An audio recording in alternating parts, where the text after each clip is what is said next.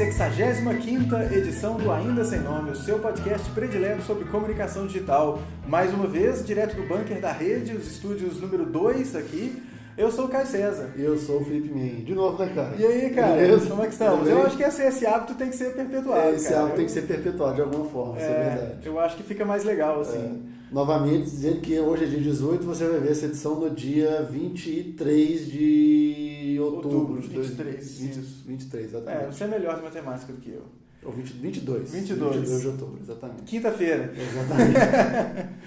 Mas é isso aí, bacana, hein, cara? Repercussão legal. Repercussão legal, conseguimos o teste do bunker, foi um sucesso. Foi um sucesso, cara. Eu acho que a gente tem ainda muito caminho pela frente, um caminho longo pela frente, mas eu acho que tá tudo muito bacana. A estrutura aqui se mostrou ser muito legal e eficiente, hein? E uma coisa que eu achei interessante, a postagem, ela teve, acho que mais visualizações e mais repercussão, porque tinha foto da gente e não uma foto genérica de um assunto qualquer. Não que a gente seja assim, tipo, Brad Pitt, Tom Cruise, sacou? Mas...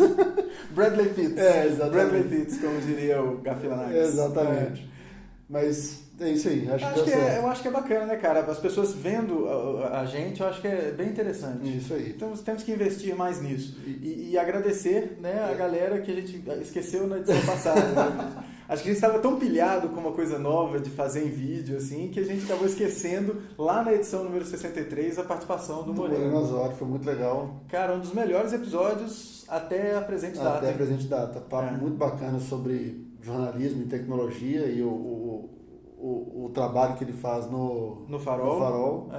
E os comentaristas, né, da 63, 64, até hoje. Até hoje, dia 18, Isso. A gente tem aí a Joyce, o Camponês, o Narcélio, que comentam e dão as curtidas, o Gilberto, que também dá umas... Essa pauta, inclusive, ela nasceu de 2 centavos de contribuição do Luiz Carlos Fernandes. Né? Do Luiz Carlos Fernandes, que ele falou sobre a mudança do jeito que a gente consome coisas agora, nesse contexto em que a gente vive, no momento, né, na nossa contemporaneidade. Falando em contemporaneidade, cara, até uma coisa que o Luiz Carlos ele mencionou, comentou comigo, que tem um cara que eu não curto 100% não, que é o Bauman. E o Bauman, ele deu uma entrevista pro Dines no Observatório da Imprensa e que tá lá no meu Watch Later do YouTube, porque é interessante ver o que se tem a falar, muito embora, às vezes, o tom da fala seja muito de crítica da nossa vida atual, do momento atual. Sempre, não sempre, né, mas costumeiramente vem um tom saudosista de que agora a gente acha que está melhor, mas não está melhor, antes era melhor, a gente está sendo enganado e não sei o quê. E eu acho que isso é um pouco demais. Então, mas vale assistir, e inclusive é uma dica do Luiz Carlos. O Luiz Carlos vem lendo o Bauman um pouquinho aí, tentando compreender. Eu também tenho tentado ler e tentado romper esse preconceito que eu tenho, sabe? O preconceito que eu tenho com ele é muito menor, infinitamente menor do que com o Zizek. O Zizek é mais complicado, né, cara? Mas então vale a pena, cara, já que a gente falou de contemporaneidade aqui, de como que a gente consome as coisas, e do Luiz Carlos, eu acho que vale a pena você assistir aí essa entrevista do Bauman no Observatório da Imprensa. Acho que é bacana. Boa dica. O Luiz Carlos estava falando que, quer dizer, o feedback que ele deu para sugerir essa pauta foi que a gente está com temas muito da semana, né? Fazendo um apanhado da semana ao invés de fazer discussões sobre outros assuntos menos marcados no tempo. E eu acho que é uma boa, né, cara? E por isso a gente acatou a sugestão do Luiz Carlos e hoje vai falar de um assunto que é sugestão dele e que, enfim, não é o assunto da semana. Você quer começar? Bom, cara, eu acho que é bem providencial a gente entender o que o Luiz Carlos estava sugerindo. O Luiz Carlos sugeriu, eu posso até botar o print da mensagenzinha que ele mandou lá, que é o de a gente pensar mais sobre como a gente está consumindo ou tentando vender, ou a emergência de experiências ao invés de bens de consumo, ou de produtos palpáveis, ou de coisas bem definidas. A experiência como algo mais preponderante. E você tem percebido isso, Cabeça? Em alguns aspectos sim, em outros eu acho que ainda é o foco não da experiência, mas do produto em si, né?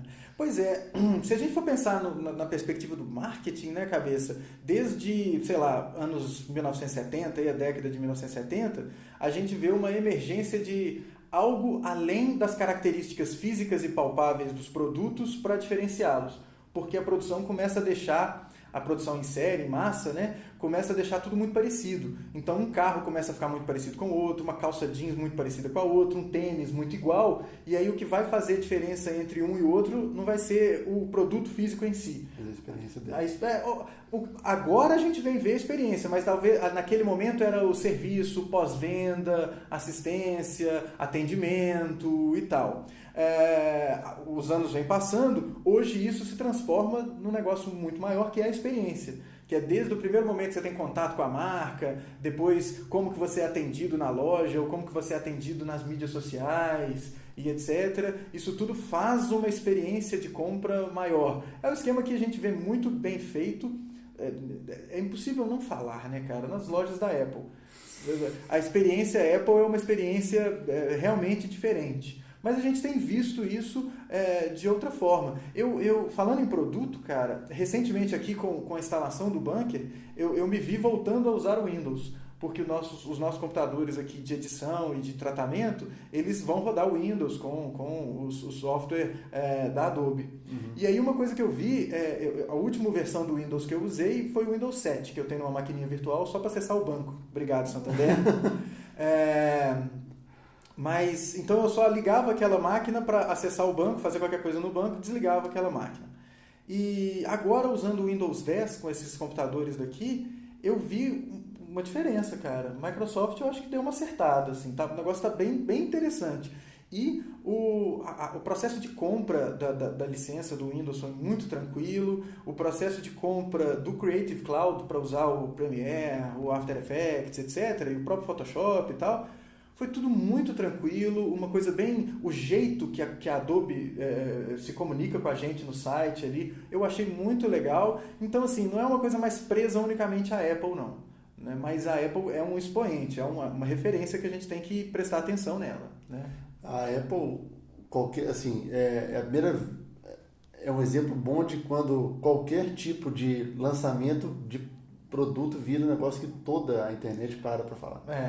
É porque justamente é esse negócio de... É tão claro que o negócio ali roda de um jeito diferente que todo mundo presta atenção. Mas a gente vê isso de outras formas também, vê isso em outros lugares. E eu acho que é uma coisa que mistura tudo, né, cara? Eu comecei falando aqui do que eu percebo quando eu estudo marketing, mas isso mistura tudo. O que a gente vê hoje em comunicação, nessa criação a palavrinha da moda que todo mundo gosta de usar, do Omnichannel, ou do saque 2.0. Saque 2.0 me dá arrepio, porque toda vez que alguém bota versão nas coisas, me dá um pouco de... Significa que o negócio certamente vai ser datado de alguma forma. Vai ser datado e que, o outro era o 1, agora é o 2, e aí a galera começa a esperar um 3. Aí o 3 vai ser o quê? Aí vem algum doido e fala implante craniano, sabe? Umas coisas assim. Então o negócio da versão de 2.0 eu acho que é meio despropositado. Mas o Omnichannel, que nada mais é do que você ter um atendimento único, não interessa o que aconteça, isso é certamente um catalisador de boas experiências. Né? A gente tem um histórico de, por exemplo, atendimento ao consumidor ser realmente muito ruim quando a gente está falando, sei lá, você liga para a sua operadora de telefonia, operadora de TV ou de internet, e aí você tem que contar a sua história 5 vezes. A onda do Omnichannel é você não ter que fazer isso. A onda do Omnichannel é você ser identificado sempre, em qualquer que seja o balcão de atendimento, e qualquer que seja o balcão de atendimento, ele ser efetivamente um balcão de atendimento. Se você começa a ser atendido, se você procura a empresa no Facebook, você começa a ser atendido no Facebook e o problema pode ser resolvido pelo Facebook. Essa é uma onda muito legal que encontra resistência, né, cara? Os caras de alta gerência não curtem muito isso, não. Né? A questão de você tentar fazer um balcão de atendimento único, ele ainda, eu acho que tem até a ver com o que a gente falou em algumas edições para trás aí, de que as coisas por trás ainda precisam ser interligadas. Sim, precisam. Porque não adianta você ter um pós-venda maravilhoso, você vai comprar... Primeiro, sei lá, vamos dizer que você comprou um computador da Apple, pela experiência, pelo status, pelo que ele vai te trazer, sua vida vai ser muito melhor com ele. Sim. E aí você tem um problema com esse computador e vai reclamar sei lá, você vai ligar, que seja. Se você faz o primeiro contato por uma rede social, depois você vai ter que contar a mesma história no saque, não adianta nada.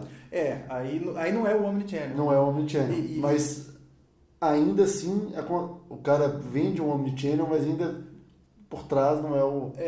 Uma coisa que eu vejo que é muito dificultadora desse processo é estrutura e equipe, né, cara? Você tem que ter gente para fazer isso. E aí é muito cômodo para as empresas elas contratarem equipe de mídia social para cuidar do Facebook, para cuidar do Twitter, para cuidar de qualquer que seja a coisa. E aí os caras que são... O problema nem é você contratar um cara de fora, um cara de uma outra empresa para fazer isso, contratar uma empresa especializada para fazer isso. O problema não é nem isso. O problema é, esse cara que é de fora, ele não tem poder para resolver nada. Porque ele é um cara de fora, então ele não tem acesso ao cadastro, ele não tem acesso a como que ele poderia resolver o problema. E para ele ter esse acesso, demoraria mais tempo e o atendimento ficaria prejudicado. Então, é uma questão de confiar no cara que está prestando serviço para você. Não tem nenhum problema você contratar um cara externo. Às vezes é melhor, porque o cara externo tem muito mais o traquejo da coisa. E dar o poder para esse cara. Assim, olha, cara, você vai trabalhar aqui dentro, ou você vai trabalhar em contato constante com o pessoal que vai te dar o suporte aqui dentro da empresa para a coisa acontecer rápida. Porque não adianta nada você ter um ponto de atendimento no Twitter ou no Facebook, e aí por ponto de atendimento, você que gerencia a marca, entenda estar presente ali. Que é o negócio que a gente fala direto, que é... Se você não sabe, quem não bebe, bebe leite. E se não sabe brincar, não desce pro playground. Que lá, bicho, as regras são as regras do playground. E nas mídias sociais as regras são aquelas. Não adianta você falar, eu estou aqui no Facebook, mas a minha onda não é fazer atendimento. Ninguém tá nem aí para sua declaração. É tão inócua quanto aquela declaração do estacionamento cobrado, estacionamento pago, que fala, nós não nos responsabilizamos pelos itens do carro. Lógico que você se responsabiliza, cara. E lógico que você tá ali no Facebook, tá no Twitter, você tá ali para atender alguém. Alguém vai poder te procurar ali. Né? É o que eu brinco com aquelas empresas. Tem uma empresa que é clássica nisso, Tecnisa, que tinha ilha no Second Life. Será que eles desativaram a ilha ou a ilha ainda está lá abandonada? Porque se a ilha está lá abandonada, o que impede alguém de chegar lá e dar uma voada naquela ilha? Porque o Second Life está rodando ainda até onde eu sei. O cara chega lá e vê a ilha abandonada. Fala, pô, bicho, e aí? Qual é desse lugar aqui? O Second Life, ele talvez seja um exemplo de um consumo de experiência, né, bicho? O Second Life poderia ser um negócio bem interessante. Eu acho que tem todo o potencial ainda. Eu acho que a gente ainda não... Tem um filme, olha as referências hipermediáticas aqui. Gamer. Que é o... Quem que é aquele cara? Agora eu não vou lembrar. Mas que é aqueles filmes de ação e tudo mais, e que tem um mundo tipo Second Life, que a mulher dele participa lá. É gamer mesmo esse filme? Eu acho que um filme legal, um filme interessante. Então, tem esse potencial de você viver uma vida paralela, e isso já acontece nos Massive Multiplayer, RPG e etc. Né? Então tem um potencial grande de experiência, cara, porque ali você pode conversar com a pessoa da empresa, tudo bem que tem aquelas firulas gráficas, a representação gráfica, o avatar e não sei o quê, mas é um negócio... desde a época, como é que chamava? Palace tem isso, né? Palace. O Palace tinha o... Não, eu tava pensando no Habbo Hotel, mas Habbo Hotel, que tinha... Pois olha só, quantas iniciativas não existem de você ter uma representação visual, de você estar conversando com uma pessoa e vendo a pessoa, ou atendimento agora, mais recentemente, pelo WhatsApp, o que é uma coisa muito legal. Não necessariamente... Quando bem feito. Não necessariamente é modinha você ter um atendimento pelo WhatsApp. E é a história de você ter experiência. É o esquema de, poxa, a gente está aqui às voltas com um problema qualquer, sei lá, no carro, e aí você, ao invés de ter que... Médico faz muito isso, né? De você marcar uma consulta, você manda uma mensagem pro cara, você manda um WhatsApp pro cara e fala, meu sintoma é esse, aconteceu isso, e etc., o que será que pode estar acontecendo? E aí o médico te responde. Isso é uma coisa de experiência. Por mais que esse médico, quando você vá lá ser atendido, ele te deixe esperando 40 minutos porque ele marcou 3 consultas por mesmo horário, porque ele ganha pouco do plano de saúde, etc. Quando você está fora do ambiente do consultório, manda uma mensagem para o cara e o cara te responde porque ele conhece o seu caso, conhece o seu histórico, etc. E ele te dá uma resposta que te ajuda, pô, cara, é experiência, né? É experiência e você está usando mídias digitais interativas, está usando uma plataforma que é o WhatsApp para conversar. De quebra, você está falando para o Zuckerberg que você tem uma pereba. Então, a vida não é só almoço de graça, né? Não há almoço de graça aqui. Nós somos o produto. Exatamente. Agora, Caio, eu fico pensando outro consumo de experiência, e a gente falou disso na semana passada. Quando o cara compra uma câmera GoPro, ele está comprando a experiência ou ele está comprando a... Porque agora existem outras câmeras de ação no mercado. Até a Multilaser tem.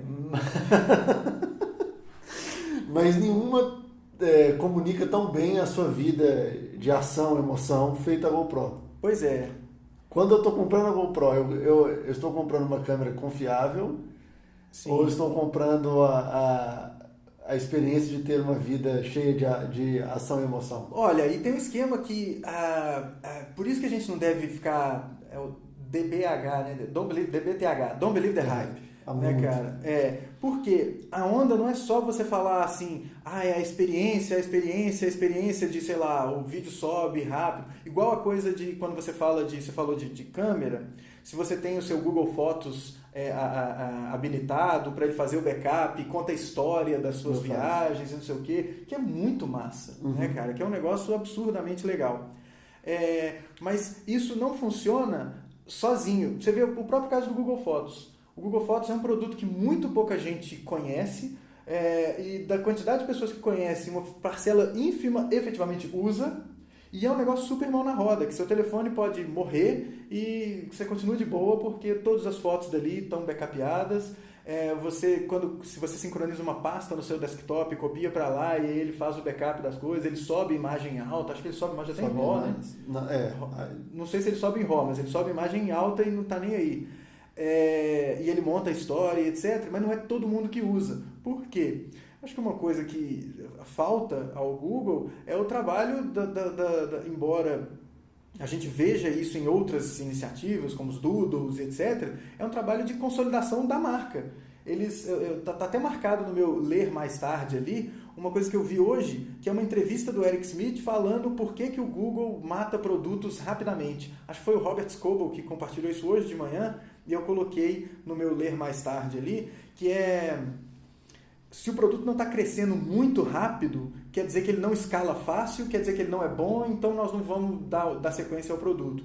Isso deixa o early adopter furibundo, né? Mas é a visão do Google, né? Que é uma empresa de, sei lá, 20 mil funcionários, 30 mil funcionários, mas que tem uma mentalidade startup, que tem que escalar, tudo tem que escalar, tudo tem que escalar.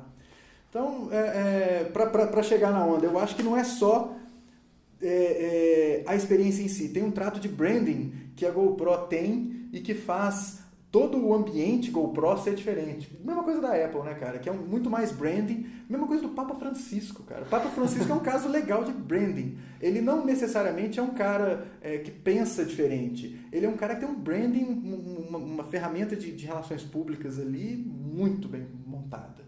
Né? Melhor do que os todos antigos. Nossa senhora, né, cara? Muito. Né? Então, é uma coisa que... Por isso que é o Don't Believe the Hype, porque não é só você pensar na experiência. Experiência não se constrói sem uma marca bacana por trás, confiável, que as pessoas enxergam nela uma coisa que seja decente, uma coisa que... Mas olha só, no caso do Google Fotos, ele é um spin-off do Google Plus. Do Google Plus. Que era a única função que, fora o Hangouts, que efetivamente funcionava no Plus, era a questão das fotos. Exato.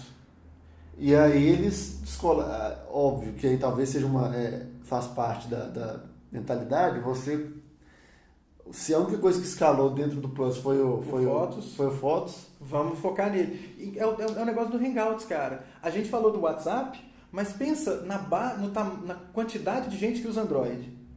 E os Androids, eles vêm com Hangout pré-instalado. E o Hangout, ele é muito mais bacana que o WhatsApp. Você começa uma conversa no celular, pode terminar essa conversa no computador. Enfim, você pode fazer acontecer. E recursos que no WhatsApp veio aparecer depois, negócio de grupo, você pode começar a chamar em vídeo, fazer ligação e tal. Acessar a plataforma web. Pois é, cara, e no entanto não é trabalhado. Por quê? Não sei se não se dá atenção devida àquele produto, é um produto esquecido, renegado, tá lá, beleza, não se vê uma possibilidade de ganhar dinheiro imediatamente com esse produto. Não sei, mas é uma coisa que poderia ser mais explorada. O Google Fotos é isso. Esse desmembramento do Google Plus, muito contrário à minha vontade, à minha esperança com a plataforma, mas ele é ok, cara. Não vingou aquela coisa completa, aquela experiência completa. Vamos desmembrar em outras experiências. E uma coisa que eu vejo ruim, ou de não tão boa nessa história toda, é que não se dá toda a atenção para os produtos isolados, né, cara? Eu acho que isso é ruim. E aí, por exemplo, a experiência do Fotos em ser muito mais confiável do que o próprio Flickr. Pois é. Embora o Flickr, para a comunidade fotográfica, o Flickr seja mais relevante no sentido de você mostrar seu trabalho, conseguir ser achado, ter o esquema de você vender as fotos, disponibilizar em Creative Commons, que é lindo, só que a API é uma bosta, o carregamento é lastimável. Mas carrega RAW, não carrega? O Flickr carrega RAW, não? Tem tempo que eu não uso o Flickr. Assim, eu tenho minha conta, tá lá, até penso assim, vou lá reativar mostrar minhas melhores fotos lá, mas eu falo, não, a API é muito ruim. A gente teve um problema grave com a API para o WorldSkills, onde a gente tinha que disponibilizar as fotos numa plataforma X, a gente tinha que fazer um preload num banco à parte para poder subir, porque se fosse em real time de fato, não rolava. Não ia rolar. Pois é, cara. Tudo tem a ver com desses produtos que a gente está falando, com a capacidade de gerar grana, né? E isso é porque esses produtos não necessariamente geram grana com facilidade. Agora, se você pegar produtos que já estão gerando grana, você pode construir experiências ao entorno deles com mais facilidade. Bens de consumo que você já está vendendo, um restaurante que já está rodando, que já está rolando. Você pode tentar criar experiências que sejam muito bacanas para o consumidor. É uma coisa que não entra na minha cabeça. Restaurante, site de pousada, hotel, tudo bem que eles têm aqueles sistemas integrados e tal, mas você não pode fazer reserva, você não pode comentar, você não pode fazer uma alteração. Isso daí é muito ruim, né, cara? Isso daí eu já vejo muito com péssimos olhos aquele comportamento de restaurante de não colocar o preço. Eu ia falar isso. Né? Cara, me dá um ódio isso. E aí eu tava vendo uma crítica de um restaurante X em São Paulo, o cara falou assim, ponto bom, já tem o preço no site. Eu falei, porra, velho, sério? No mínimo, né? Eu não sei se é uma proteção do cara em dizer assim, não, senão o meu concorrente vai saber quanto que custa a minha água. Mas é só, sei lá, ver o que dá pra custa R$5, tá bom, vamos embora. Pois é, e assim, é tão mais fácil, você poupa tanto, sei lá, desconforto do consumidor, você deixar o preço na porta, igual um monte de restaurante na gringa coloca, você vê o preço lá, o menu tá lá na porta, antes de você entrar, você vê o que tem, aí você fala, vou entrar aí, acho que eu quero experimentar isso. Agora, por outro lado, o que eu fico muito também no contexto total da experiência, é quando você compra a experiência e o bem que vem junto é uma bosta. Ah, sim. Aí a experiência pode ser toda bacana, mas Pois é o negócio, cara. As coisas têm que ser mais integradas. Aí atendimento nas mídias sociais, a comunicação, uma coisa que é muito difícil da gente ver, a comunicação online ou digital. É tão chato a gente falar online porque não existe mais online e offline. Mas a comunicação na internet ser diferente da comunicação no ponto de venda, na loja. A troco de quê, cara, que vocês fazem isso? Né? Assim, quem que... né? E o próprio esquema de restaurante é um exemplo ótimo, porque você vê propagandas maravilhosas, conceitos maravilhosos, e aí você chega lá e a comida tá fria. O jeito... O atendimento é ruim. O jeito que a coisa é vendida é maravilhoso, então é um negócio de comunicação apenas sem o produto.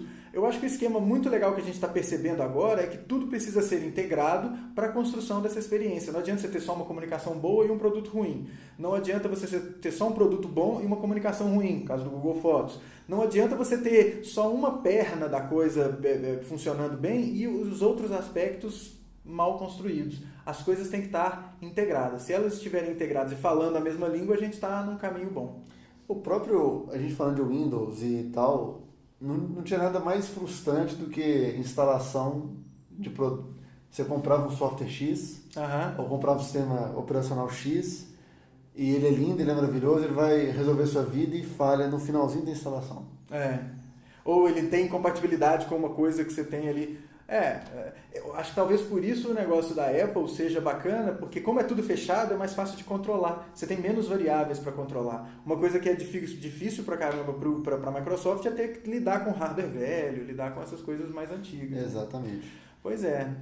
E, enfim, né? E se você tem uma coisa a dizer sobre isso, nunca é tarde demais para falar.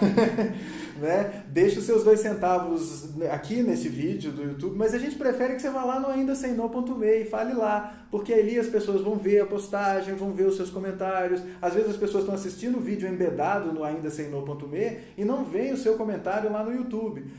Então, comente, né? Dê as suas considerações, fale o que você achou disso e o que você acha dessa história das experiências. E principalmente se essa era a questão se a questão da experiência do Ainda Sem Nome tem a ver com o bem que a gente está entregando. Exatamente. O que a gente está entregando aqui? Esse produto que a gente está entregando tá bacana, tá legal, tá joinha, tá merecedor? O que pode melhorar, o que não pode melhorar? E dê exemplos de experiências e como que elas são mais importantes. Eu acho que elas são extremamente importantes no contexto que a gente vive, porque a gente está justamente o tempo todo conectado. E Sim. com a capacidade de fazer avaliação e de continuar consumindo a coisa, mesmo depois de ter saído da loja, mesmo depois o produto já ter sido comprado, já saiu da garantia e tudo mais, mas a experiência continua, né? É uma possibilidade maravilhosa do cara que está vendendo o produto, ele consegue... se receber bem os feedbacks, transformar ou colocar bem e experiência no mesmo nível. Exatamente. E entender como é que as pessoas estão usando, né, cara? Eu acho que tinha que ser se eu estou vendendo a experiência tal, é porque eu quero que o meu bem seja no mesmo patamar ali, no mínimo. Cara. Pode ser. Bacana. Isso aí, pessoal. Bacana. Deem as suas considerações e a gente... Tomara que se veja na próxima. Se a gente não se vir na próxima, a gente se fala. Na próxima, exatamente. É isso aí. Valeu, cabeça. Obrigado. Até mais. Valeu. Eu que agradeço. Valeu, gente. Até mais. Falou. Um abraço.